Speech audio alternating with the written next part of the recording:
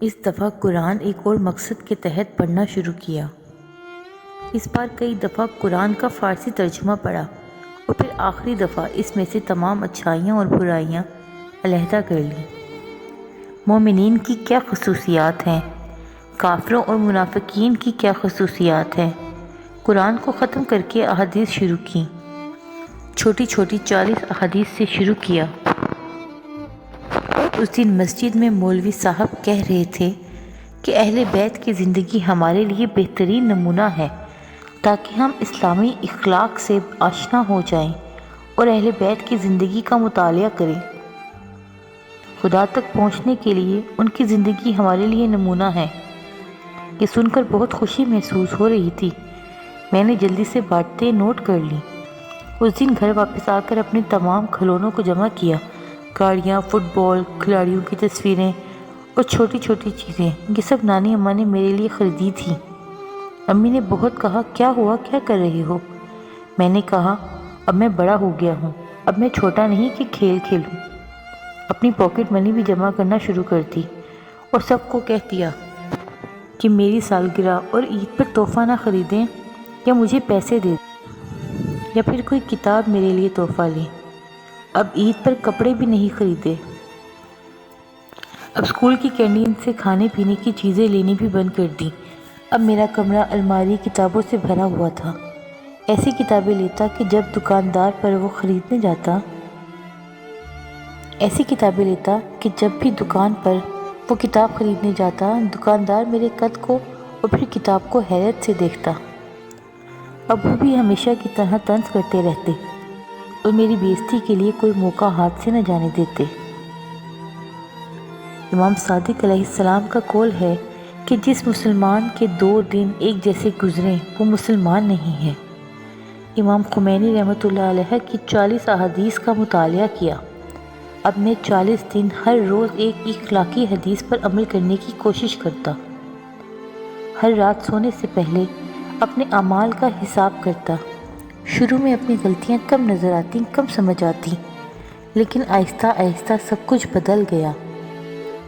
اتنی توجہ زیادہ ہو گئی کہ اب چھوٹی چھوٹی چیزیں بھی نظر آنے لگیں۔ حتیٰ مجھے اب یہ بھی احساس ہونے لگا کہ میں ابو کے چہرے کی طرف بالکل بھی محبت سے نگاہ نہیں کرتا ہوں۔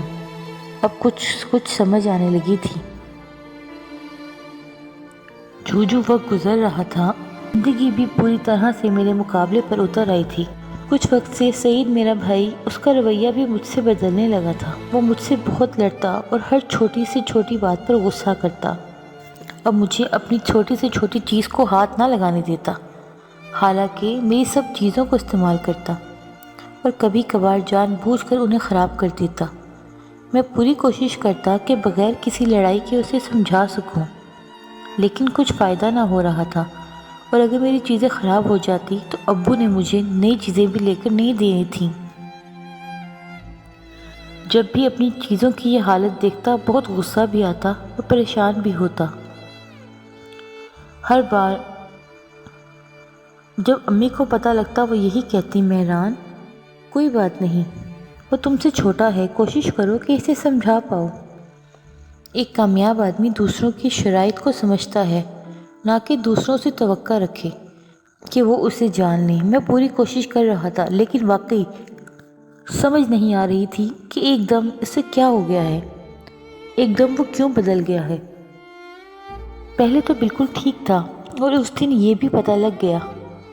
اس دن اسکول سے واپس آیا، بہت تھکا ہوا تھا۔ کھانے کے بعد کچھ دیر لیٹا، پھر اٹھا۔ امی اور الہام کہیں گئے ہوئے تھے۔ ابو اور سعید ہال میں بیٹھے ہوئے تھے۔ ابو اس سے بہت پیار سے پیش آ رہے تھے اور کہہ رہے تھے کہ صرف تم میرے بیٹے ہو، مہران میرا بیٹا نہیں ہے، میں تم سے بہت پیار کرتا ہوں، مہران کو میں اپنا بیٹا نہیں مانتا۔ تمہاری امی ہمیشہ مہران کا ساتھ دیتی ہیں، میرا سب کچھ تمہارا ہے۔ مہران 18 سال کا ہوگا تو اسے باہر پھینک دوں گا۔ مجھے جیسے کسی نے بم مار دیا ہو، پورا بدن کانپ رہا تھا۔ خاموشی سے کمرے میں واپس آ گیا۔ پورے وجود میں درد پھیل گیا تھا۔ میں ایسے جیسے بے کس و بے یار و مددگار ہو گیا تھا، ایسے جیسے باپ کے ہوتے ہوئے یتیم ہو گیا تھا، اور مستقبل سے خوف آ رہا تھا۔ خوف آ رہا تھا کہ گھر سے باہر پھینکے جانے میں صرف 5 سال رہ گئے تھے۔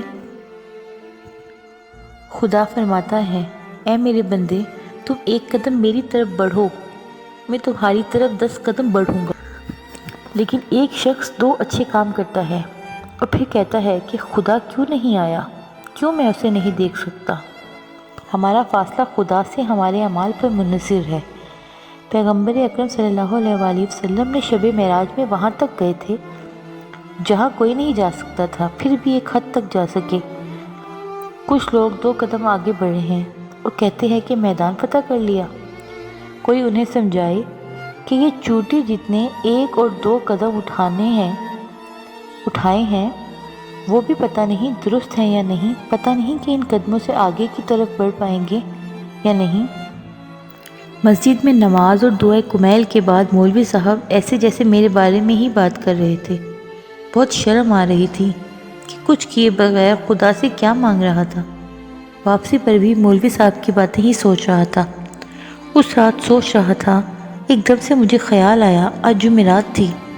ابو نے کہا تھا دیر سے آئیں گے، حالانکہ ہمیشہ جلدی آ جاتے تھے۔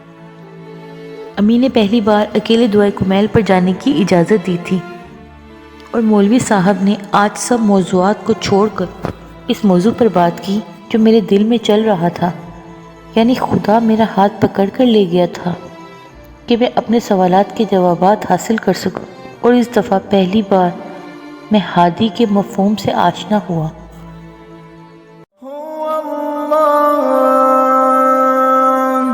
هو الله